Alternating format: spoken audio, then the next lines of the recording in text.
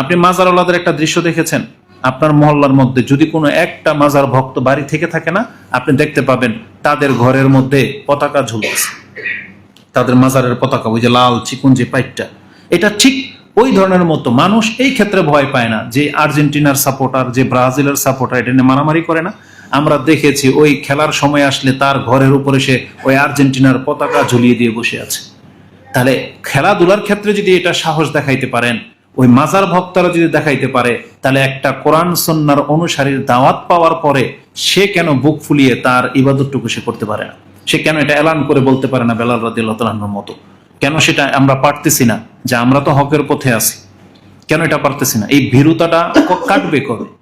এজন্য সংখ্যায় বেশি কিছু হয় না, অল্প সংখ্যার সাহসী দিয়ে বহু কিছু হয়। এই যে উদ্যোগ নিয়েছেন, ইনশাআল্লাহুল আজিজ, আপনি দেখবেন এটা বাংলাদেশের ইতিহাস সাক্ষী। যে কোনো জায়গাতেই সালাফি মানহাজের উপরে ভিত্তি করে কোনো মসজিদ মাদ্রাসার কাজের হাত দেওয়া হয়েছে, প্রথম দেখা গেছে, আমরা ভিডিও দেখেছি, টিনের মসজিদ ভেঙে টেঙে দিয়েছে, মারপিট, বহু কিছু হয়েছে। আপনি তার পরের রেজাল্ট খুঁজ নেন, দেখেন তো সেখানকার দৃশ্য কি। বরং সেখানে এমন না যা উৎখাত হয়ে গেছে, বরং আপনি গিয়ে দেখতে পাবেন সেখানে আলহামদুলিল্লাহ এখন দেয়ালের মসজিদ হয়ে গেছে। তার মানে এটাই বাস্তবতা। এই জন্য আমাদেরকে শক্তিশালী হইতে হবে, দাঁড়িয়ে যেতে হবে সাহস করে। আর যারা দাঁড়িয়ে গেছে তাদের পাশে থাকতে হবে। আপনি এখন দূরে থাকেন না, যে এরা যা করে করুক, আমার এদের উপর তো ঝড়ঝাপটা যাবে, আমি তো মসজিদ হয়ে গেলে নামাজ পড়তে যাব না, এমন না। আপনি দূরে থাকবেন না, দাঁড়িয়ে গেছে, এখন আমাদের নৈতিক দায়িত্ব যারা দাঁড়িয়ে আছে তাদের পাশে থাকা, তাদের সাথে গিয়ে দাঁড়ানো। দূর থেকে তামসা দেখা আমাদের মূল কাজ না। এটা যতদিন পর্যন্ত আমরা না ছাড়বো, আমরা ততদিন শক্তিশালী হইতে পারবো না। এই জন্য আমরা আল্লাহর কাছে তৌফিক কামনা করি, আল্লাহ যেন আমাদেরকে তৌফিক দান করেন। আল্লাহ সুবহানাহু ওয়া তাআলা তিনি নিজেই আমাদেরকে ডেকেছেন যে আসো আমাকে সাহায্য করো, অথচ আল্লাহর কোনো সাহায্যের প্রয়োজন আছে? আল্লাহর কোনো সাহায্যের প্রয়োজন নাই। আল্লাহ সুবহানাহু ওয়া তাআলা হচ্ছেন আস-সামাদ। আমাদেরকে যেটা শিক্ষা দেওয়া হয়েছে, যে আপনি যে সূরা ইখলাসে পড়েন যে কুল হুয়াল্লাহু আহাদ আল্লাহু আস-সামাদ, সামাদ মানে কি? অমুখাপেক্ষী।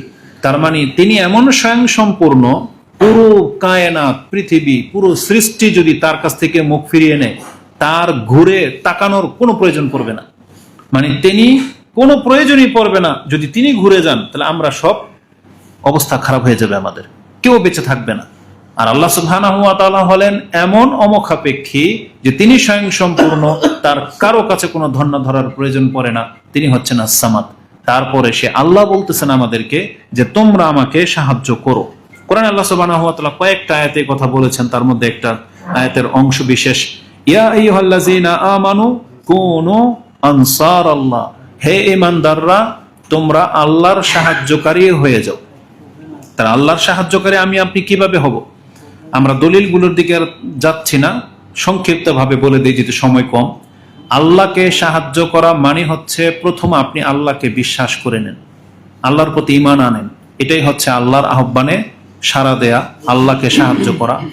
যখন আপনি আল্লাহর প্রতি ঈমান আনবেন, তার মানে আপনি নিজেকে আব্দুল্লাহ বলে পরিচয় দিবেন। এতে দুইটা পরিচয় বহন করতেছে, এক আল্লাহ একজন আছে, আর আমি তার বান্দা, গোলাম। আমি নিজে আল্লাহ না, যখন কারো পরিচয় হয় আমি আব্দুল্লাহ মানে আল্লাহর বান্দা, তাহলে সে যেন দুইটা অ্যাডভার্টাইজ করলো বা দুইটা সাক্ষী দিল। এক, প্রথম সাক্ষী আল্লাহ আছেন এটা স্বীকার করা, দ্বিতীয়ত হচ্ছে আমি কে? আমি তার গোলাম। তার মানে যে নিজেকে আল্লাহর গোলাম বলে দাবি করবে, সে কখনো রাজ্জাক হইতে পারবে না, সে কখনো ওই যে হায়াত মউতের মালিক হইতে পারবে না, সে কখনো কল্যাণ অকল্যাণের মালিক হইতে পারে না। কারণ তখন সে নিজেকে গোলাম বলে পরিচয় দিল। তখন আমি কোনোদিন নিজেকে পীর বলে, এমন পীর বলে দাবি করতে পারবো না যে আমার 5 আটা পানি খেলে আপনার সমস্ত কিছু মানে উদ্ধার হয়ে যাবে, কারণ আমি তো আল্লাহর গোলাম বলে পরিচয় দিলাম। আর তারা যেটা দাবি করতেছে ওটা আল্লাহর গোলাম না, সে আল্লাহর সমকক্ষ হিসেবে নিজেকে পেশ করে দিয়েছে। এই জন্য ইন্ডিয়াতে কার কথা যেন শুনলাম যে একজন ব্যক্তি মানে আল্লাহর বান্দা, এটাকে কিভাবে সে পেশ করবে? যে যেই ব্যক্তি নিজেকে পেশ করতে পারবে যে আমি আল্লাহর গোলাম, আল্লাহ না, তাহলে সে যেন আল্লাহর অধিকারটাকে প্রতিষ্ঠিত করলো। হয় দুইটার একটা, আপনি নিজেকে আল্লাহ হিসেবে আল্লাহর মতো করে পেশ করতেছেন, আর না হয় আপনি আল্লাহর গোলাম হয়ে যান। তার মানে আপনি যদি আল্লাহর গোলাম হন, তাহলে নিঃসন্দেহে আপনি ওই ভাব দেখাইবেন না মানুষের সাথে যেটা আল্লাহর কাজ। এই যে অহংকারমূলক যে বিষয়গুলো, এগুলো সব আল্লাহর কাজ। এইটা এত চমৎকার লাগছে, তার কথাটা খুবই চমৎকার। যেমন আল্লাহ সুবহানাহু ওয়া তাআলা কি বলতেছেন, কেউ যদি আমাকে ডাকে তাহলে সেটা আমার গোলামের পরিচয়, কেউ যদি আমাকে না ডাকে তাহলে এটা অহংকারের পরিচয়। কোরআনে আল্লাহ সুবহানাহু ওয়া তাআলা বলেছেন না, ওয়াকালা রাব্বুকুম উদউনি আস্তাজিব লাকুম ইন্নাল্লাযীনা ইস্তাকবিরুনা আন ইবাদাতি। আল্লাহ বলেছেন যারা আমাকে ডাকে আমি তার ডাকে সাড়া দেব, তবে যে ব্যক্তি ইবাদতে অহংকার করবে, এটা অহংকার আল্লাহ সুবহানাহু ওয়া তাআলা বলেছেন। না ডাকাটা হচ্ছে অহংকার। তো আমাদেরকে আল্লাহর বান্দা হইতে হবে, এটা হচ্ছে আল্লাহ সুবহানাহু ওয়া তাআলাকে সাহায্য করা। দ্বিতীয়ত হচ্ছে আল্লাহর দ্বীনকে সাহায্য করা, কারণ আল্লাহ সুবহানাহু ওয়া তাআলা তো অমুখাপেক্ষী, তার পানির প্রয়োজন পড়বে না, তাকে হেল্পের প্রয়োজন পড়বে না, তাকে সেবা শুশ্রূষার প্রয়োজন পড়বে না। এই জন্য আল্লাহ কি বলেছেন যে আমাকে সাহায্য করা মানে হলো আমার দ্বীনকে সাহায্য করা, আমার নবীকে সাহায্য করা, আমার কিতাবকে সাহায্য করা। এমনকি আল্লাহ বলেছেন যারা অভাবী ক্ষুধার্ত তার পাশে দাঁড়াইলে আমাকে পাইবা, এই মর্মে লম্বা হাদিস আছে। আমরা জানি না এই লম্বা হাদিস পেশ করতে পারবো কিনা, তবে আপনি জানেন যে আল্লাহ সুবহানাহু ওয়া তাআলা বলেছেন না, এই হাদিসটা আপনি মুসলিমে পেয়ে যাবেন 6450, যে যখন একজন ব্যক্তি পিপাসার্ত থাকে তখন তাকে পানি আমি যদি দেই তাহলে এটা পানিটা কাকে দিল? মূলত আল্লাহ বলতো সেটা আমাকে দিল, কারণ আমার বান্দা, এটা কিয়ামতের মাঠে আল্লাহ বলবে যে আমি পিপাসার্ত ছিলাম, তুমি আমাকে পানি দেওনি।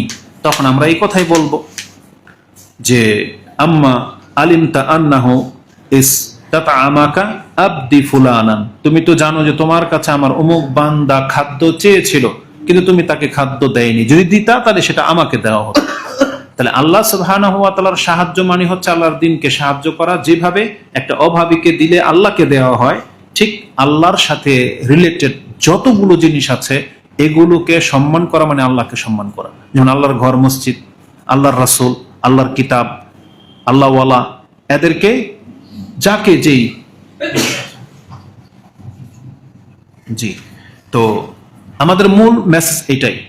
এই জন্য কথা বলতে গেলে এই ব্যাপারে অনেক অনেক লম্বা কথা হয়ে যাবে, তবে আল্লাহ সুবহানাহু ওয়া তাআলা বলেছেন যদি তোমরা আমার সাহায্যকারী হও তাহলে আমি তোমাদেরকে সাহায্য করব। এটা স্পষ্ট কোরআনের আয়াতে আছে। তো আমাদের দাবি থাকবে এটাই। এই সম্পর্কে আজকে যারা এখানে উপস্থিত হয়েছেন বাকি কথা আমাদের শেখ বলবে ইনশাআল্লাহ, তবে আমাদের আহ্বান থাকবে যদি কুমিল্লাতে ভালো কিছু করতে চান তাহলে আপনাদেরকে মাঠে নামতে হবে, ডাকে সাড়া দিতে হবে, এক কাঁধে কাঁধ মিলিয়ে কাজ করতে হবে। একাই কোনো কিছু হয় না, খুব মেহনত লাগবে, এই সমাজে টিকে থাকতে মেহনত লাগবে, মেহনত ছাড়া হবে না।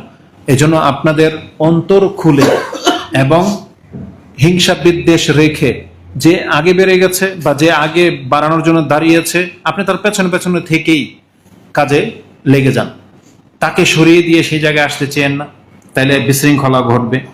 আর সে অযোগ্য তাই বলে যে আপনি তারকে সাথ দিবেন না, এটাও ঠিক হবে না। এই জন্য রাসূলুল্লাহ সাল্লাল্লাহু আলাইহি সাল্লাম মুসলিমদেরকে শক্তিশালী করার জন্য বলেছিলেন মুসলিমরা যেন কখনো তার নেতার খেলাফ না যায়, যদিও নেতাকে পছন্দ তার না হয়। কারণ নেতা যদি হাবাসের গোলামও হয়, মানে অপছন্দনীয় ব্যক্তি, অযোগ্য ব্যক্তি, পাপী, জুলুমও যদি করে, তারপরে বলা হয়েছে নেতাকে না ছাড়তে, নেতার বিরুদ্ধাচারণ না করতে। কেন? কারণ নেতাবিহীন মুসলিমরা দুর্বল। এই জন্য কেউ কারো কমান্ড মানলে সে ছোট হয়ে যায় না। এই জন্য রাসূলুল্লাহ সাল্লাল্লাহু আলাইহি ওয়াসাল্লাম মাঝে মাঝে মানে নিয়মের খেলাফ, আপনার আমার বিবেকে ধরবে না এমনও কাজ ঘটিয়ে গেছেন। যেমন ওসামা রাদিয়াল্লাহু তাআলা, তার বয়স মাত্র 16 থেকে 17, তাকে কমান্ডার নিযুক্ত করা হয়েছে, আর তার পেছনে সৈন্য হচ্ছে আবু বকর, ওমর, ওসমান, এটাও রাদিয়াল্লাহু তাআলা আনহুম আজমাইন। এটা বড় একটা ব্যাপার। তাহলে আমাদেরকে বরাবরই শিক্ষা দেওয়া হয়েছে, কাউকে নেতৃত্ব দিয়ে দেওয়া হলো, কাউকে সংগঠন আমির বানিয়ে দেওয়া হলো, তার যোগ্যতা আপন জায়গায় যখন বানিয়ে দেওয়া হয়েছে, সম্মানিত চেয়ারে তাকে বসিয়ে দেওয়া হয়েছে, আমার আপনার কাজ হচ্ছে তার সম্মানটাকে বজায় রাখা। তার ত্রুটি থাকলে তাকে পার্সোনাল বা তার ওই ডিসকাস চলবে, সংশোধনের চেষ্টা চলবে, কিন্তু তাকে সরিয়ে দিয়ে না। আনুগত্যের মধ্যে অনেক বেশি কল্যাণ আছে। আল্লাহ আমাকে তা মেনে চলার তৌফিক দান করুন, আপনাদেরকেও সেটা মেনে চলার তৌফিক দান করুন। এবং দিনের জন্য, দিনের খেদমত করার জন্য যে মন মানসিকতা লাগে, আল্লাহ তুমি আমাদেরকে সেই মন মানসিকতা দান করো। করবো আমি মাগরিবের পর, তাহলে এখন তাজান হয়ে গেছে নাকি হয়নি? হয়ে গেছে না?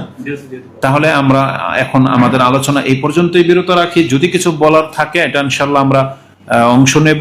আল্লাহ আমাদেরকে তৌফিক দান করুন, আমিন। আসসালামু আলাইকুম ওয়া রাহমাতুল্লাহি ওয়া বারাকাতুহু।